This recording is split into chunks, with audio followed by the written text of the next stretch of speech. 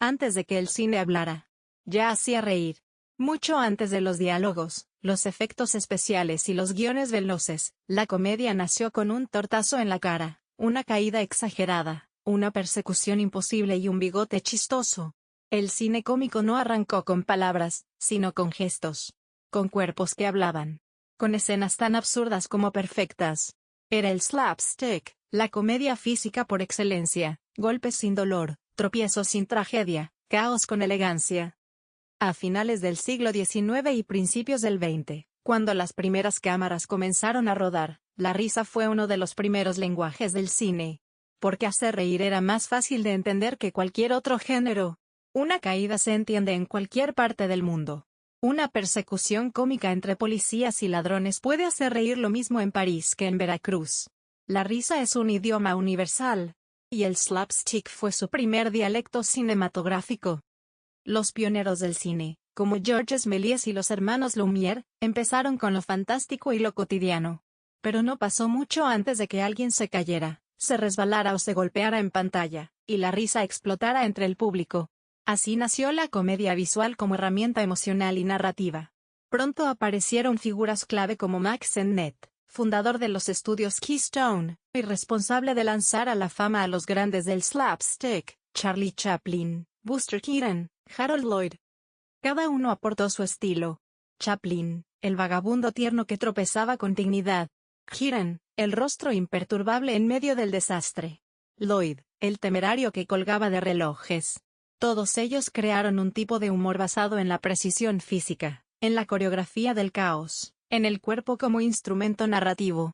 El cine mudo los hizo leyenda. Y sus películas siguen funcionando hoy, más de 100 años después, porque lo físico no necesita subtítulos.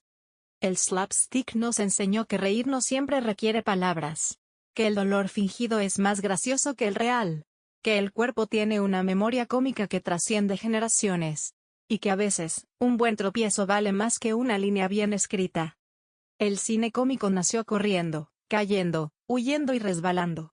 Y en esa torpeza perfecta, encontró su primera forma de arte. Durante años, el cine hizo reír en silencio. Pero en 1927, algo cambió para siempre, el cine comenzó a hablar. El cantante de jazz marcó el inicio de la era sonora, y con ella, el humor se enfrentó a una nueva pregunta. ¿Y ahora qué podemos hablar? ¿Seguimos cayéndonos? La llegada del sonido fue una revolución. Ya no bastaban los gestos. Ahora importaban las voces, el ritmo, la entonación, el guión. Muchos cómicos del cine mudo no lograron adaptarse. El slapstick puro, sin palabras, ya no bastaba para una audiencia que quería escuchar chistes, frases, diálogos rápidos. Y así como algunos desaparecieron del mapa, otros reinventaron la risa. Chaplin, por ejemplo, resistió el sonido. Durante años siguió filmando películas mudas, como Tiempos Modernos, porque creía que el lenguaje visual era más poderoso. Y tenía razón. Pero eventualmente, incluso él tuvo que hablar. Lo hizo en El Gran Dictador, y cuando lo hizo, el mundo entero escuchó. Al mismo tiempo, nacieron nuevos tipos de humor. Ya no solo era el golpe o el tropezón. Ahora la risa venía del ritmo verbal, de los malentendidos, del juego con el lenguaje. Surgieron figuras como los hermanos Marx, expertos en diálogos absurdos, juegos de palabras y velocidad mental. Groucho con sus frases punzantes, Chico con su acento ficticio, Harpo con su mudez cómica. Ellos eran el caos, pero con guión. También brillaron los dúos clásicos como Laurel y Hardy, el gordo y el flaco, que mezclaban slapstick con diálogo simple, pero efectivo. Su humor seguía siendo físico, pero ahora tenía voz. Las caídas seguían, pero ahora con remate. La comedia también se volvió más narrativa. Ya no bastaba un gag tras otro. Ahora había que contar historias con estructura, personajes con motivaciones. Surgieron guionistas cómicos, se escribió pensando en ritmo, en pausas, en silencios que también hacían reír. Y con todo esto, el humor se volvió más variado. Convivían los restos del cine físico con la comedia verbal. Se podían seguir riendo los niños con una caída. Y los adultos con una frase inteligente. La risa se volvió multicapas. Pero lo más importante, el cine no dejó de hacer reír. Solo encontró nuevas formas de hacerlo.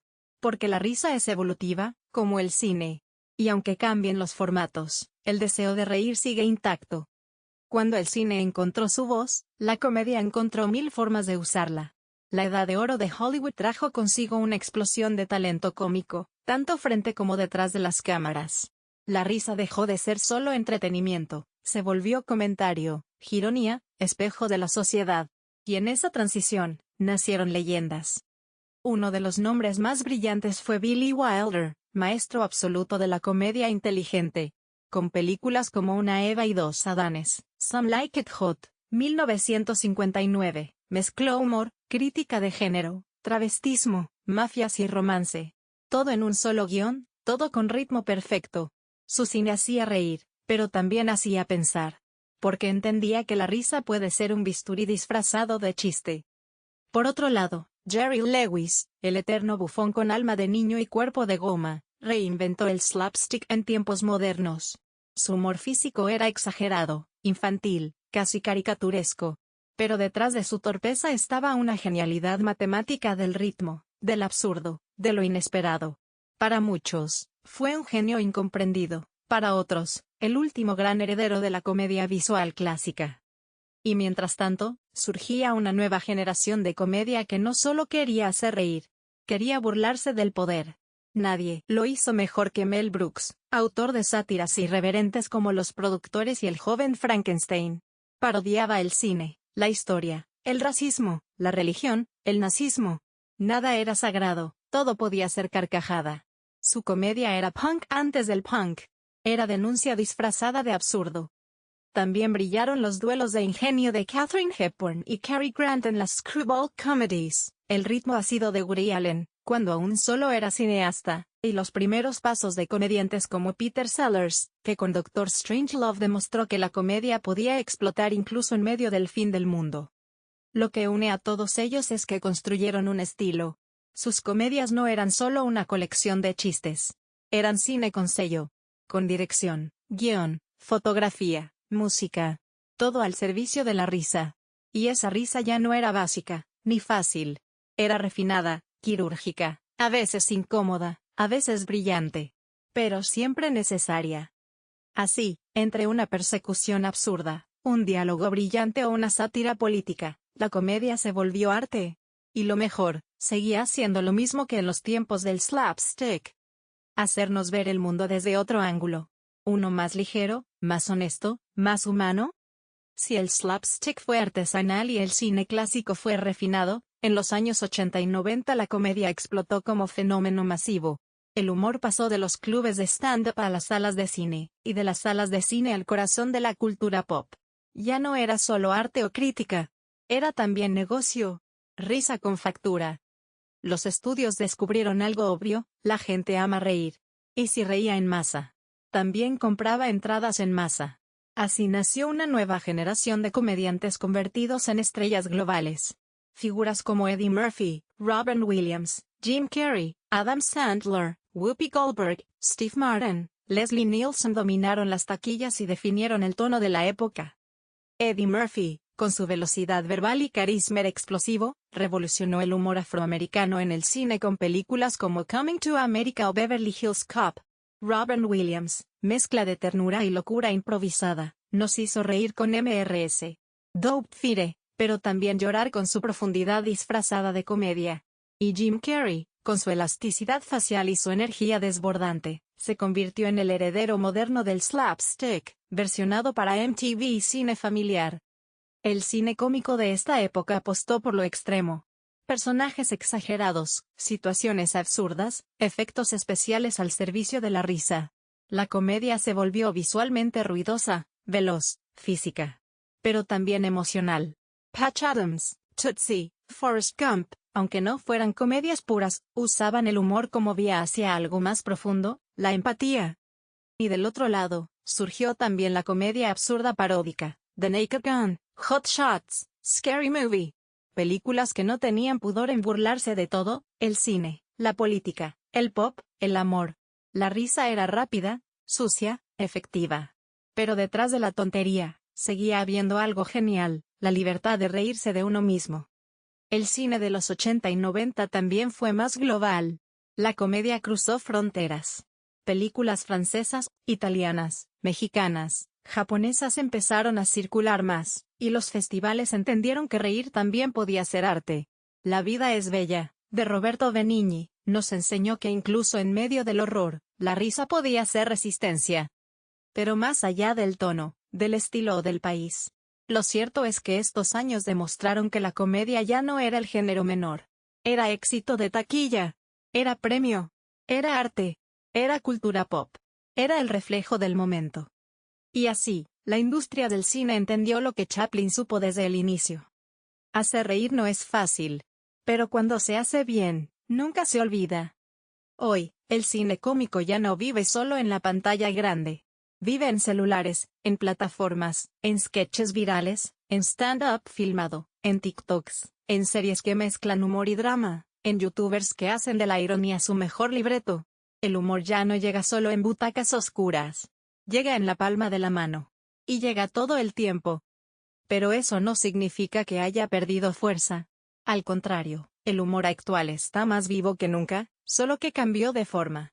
Hoy, las películas cómicas conviven con series de comedia negra como Fleabag, con ficciones de tono ácido como The Menu o Triangle of Sadness, con películas animadas que hacen reír a adultos y niños a la vez. El humor se volvió más inteligente, más incómodo, más híbrido. También es cierto que vivimos una época más crítica, más atenta, más sensible. Y eso desafía al humor. ¿De qué se puede reír? ¿Qué se permite? ¿Qué ofende? ¿Qué ya no funciona? Estas preguntas incomodan, pero son necesarias. Porque la comedia no desaparece cuando se cuestiona, evoluciona. El buen humor sabe adaptarse. Y muchas veces, sale fortalecido. Hoy hay cineastas que siguen apostando por la risa con sustancia. Taika Waititi, Jordan Peele, Greta Gerwig, Bob Burnham. Gente que mezcla la comedia con crítica social, con ironía elegante, con reflexión. Ya no se trata solo de hacer reír, sino de decir algo mientras lo haces. Y si se puede lograr sin perder el ritmo ni la honestidad, entonces el humor sigue siendo arte. El cine cómico, desde su origen, ha sido muchas cosas: torpeza, elegancia, caos, protesta, espejo. Pero sobre todo, ha sido una forma de resistir. Resistir a la tristeza, a la rutina, a lo absurdo, al poder, a lo que no entendemos. Y por eso sigue siendo necesario. Porque cuando todo parece desbordarse, una risa puede ser el principio de algo nuevo. Desde los tropezones del slapstick hasta el sarcasmo del streaming, la comedia ha cambiado. Pero hay algo que no cambia: la risa como lenguaje común. Y mientras haya alguien que tropiece con gracia, alguien que cuente un chiste preciso, alguien que mire a cámara con ironía, el cine cómico seguirá respirando. Porque mientras sigamos yendo, seguimos vivos.